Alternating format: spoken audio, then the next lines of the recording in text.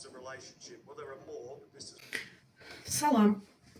Yeniden hoş gördük her birinizi. Bugün yine yeni bir mevzuya, daha doğrusu köhnə mövzunun yeni versiyasına toxunmaq istəyirəm. Rahat oturun yerinizdə. Mən də yerimi rahatlaşdırım. Deməli, qısa bir aradan sonra xanım psixoloqumuz yenə bir video paylaşdı. Sözün düzü videonun başlanğıcında çox sevindim. Amma təəssüf ki, sonuna yaxın biraz narahatlıq hissi keçirdim. Gəlin bunu birlikdə analiz edək. Xanım buyurdu ki, mən xalqımı sevirəm, mən müsəlmanlara düşmən deyiləm. Mənim heç vaxt dindarlar düşmənim olmuyor.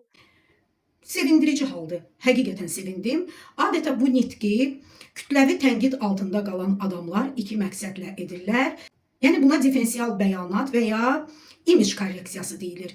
Yəni bu nitqi söyləməkdə iki məqsəd olur. Ya həqiqətən düşünür ki, xalq onu düzgün anlamadı və ya zədələnmiş imicini xilas etməyə çalışır. İnanın ki, hər ikisi də sevindirici haldır. Gözəl haldır. Amma niyə təəssüf hissi keçirdim? Videonun axırlarına yaxın Şəfəq xanım buyurdu ki, əslində bu bir terapiya idi. Yəni biz bir xalq olaraq terapiyanın içərisindəyik. Bəli, dedi ki, çox qəliz olacaq və dedi ki, indi siz məni anlamırsınız, nəticəni 2 ildən sonra görəcəksiniz. Sizə deyim, yaxın 2 ildə demək olar ki, 30% dindar mənim əslində nə demək istədiyimi gözəl başa düşəcək. Sadəcə onlar, belə deyək, bir terapiya prosesinin içindədirlər. Bu terapiya çox riskli terapiyadır. Amma buna başlamışam və qəlizdir, qəbul edirəm. Çünki kütləvidir. Mənim dindarlarla heç bir problemim yoxdur. Mən əksinə onları pulsuz terapiya etmək istəyirəm. Buraya çatanda nə yalan deyim, məndə biraz narahatlıq yarandı. Niyə? Bu daha çox mənə mesiyanik sindromu xatırlatdı. Yəni xanımın özünü bir xilaskar kimi görməsi və s. bunu müzakirə eləyəcəyik və qeyri-peşəkarlıq nümayişi olaraq yenə də məni məyus etdi.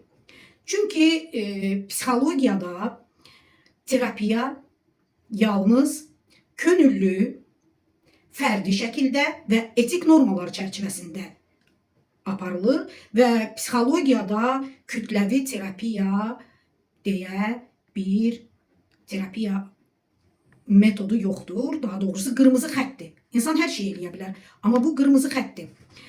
Bu mesiyanik sindrom deyəndə bu təbii ki, tibbi diaqnoz deyil, yanaşma tərzidir. Yəni insan özünü xilaskar hesab eləyir, hansısa bir missiyaya qulluq edirmiş kimi hesab eləyir və siz məni anlamadınız. Bu saat rasionalizmdir. Günün birində, sizə deyim, yaxın 2 ildə demək olar ki, 30% dindar mənim əslində nə demək istədiyimi gözəl başa düşəcək. Xanımın bugünkü diferensial bəyanatınla öncəki paylaşımlarını müqayisə etdikdə böyük ziddiyyətlər var. Böyük ziddiyyətlər var. Baxmayaraq ki, xanım bugün yalnız ictimai xadimin psixoloq kimi özünü, halbuki heç psixoloq kimi təqdim etməyibdi Hacı Şahin özünü. Bir şey də qeyd eləyəcəm. İlk videomdur ki, mən Hacı Şahinin adını çəkirəm. Çünki mən tamamilə, yəni xanımın sərgilədiyi davranışlarda məhz Hacı Şahini tənqid eləyib deyə yox. Ümumiyyətlə mövqeyini həmişə belə deyək tənqid etmişəm. Amma bugünkü ziddiyyət nədir? Bugünkü nitqindən olan ziddiyyət nədir? Məncə Şəfəq xanım öncəki videolarını silməlidir ki, bugünkü bəyanatı qüvvəyə minsin. Çünki orada tək ictimai xadim deyil, məhz dindarlar, hətta ölkələrdə dindarların güya yaratdığı bombardımanlar və s. diqqət mərkəzinə çəkilir. Hətta bir neçə videosunda belə deyək, hicablılara sərt formada təhqir, tənqid adı altında təhqir edir. Bu haqda da video paylaşmışdım mən. Ona görə mən yenə də videomu belə bir tövsiyə ilə, adətlərimə xəyanət edə bilmirəm, tövsiyə ilə bitirmək istəyirəm. Ay gözəl Şəfəq xanım, ay bizim savadlı psixoloqumuz. Məncə siz yenidən öz fəaliyyətinizi, bəyanatlarınızı və s. nəzərdən keçirdin. Bunu hazırda məşğul olduğunuz peşənin standartlarıyla müqayisə edin. O tərəfi tutun, yəni peşənizin tələb etdiyi standartlara əməl eləyin. Ya da bu tərəfi tutun. Yəni aktivist kimi fəaliyyət göstərin, istəyirsiniz misioner kimi. Baxın, misioner sindromda olan insanların bir çoxu tarixdə göstərdi ki, bu fəaliyyət böyük, ağır nəticələrə gətirib çıxardır. Deyə bilmərəm ki, 100% hər bir halda ağır nəticələr veribdir, amma 80-90% hallarda ağır nəticələr veribdir.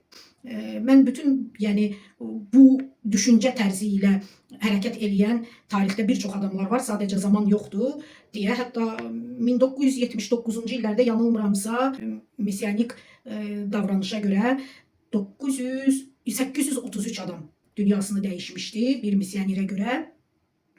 Yəni burada zaman yoxdur bunların hamısını saymağa. Məncə heç kim üçün heç o qədər maraqlı da deyil. Amma düşünürəm ki, insan həqiqətən düşünmədən və ya təsir altında və ya yeni bir belə deyək, ideologiya ilə tanış olanda, onun haqqında bir qədər bilgi toplayanda beyində dopaminin artması səbəbindən anidən düşünülməmiş, heç bir qurulmamış strategiya, heç bir strategiyasız və ölçülüb biçilməmiş addımlar atanda çox, belə deyək, ağır bir bataqlıq rejiminə düşür, yəni batdıqca batır. Çünki nə nitqi, nə bilgisi, nə strategiyası bir-birindən vəhdət təşkil eləmir. Diqqətinizə görə yenə təşəkkür edirəm.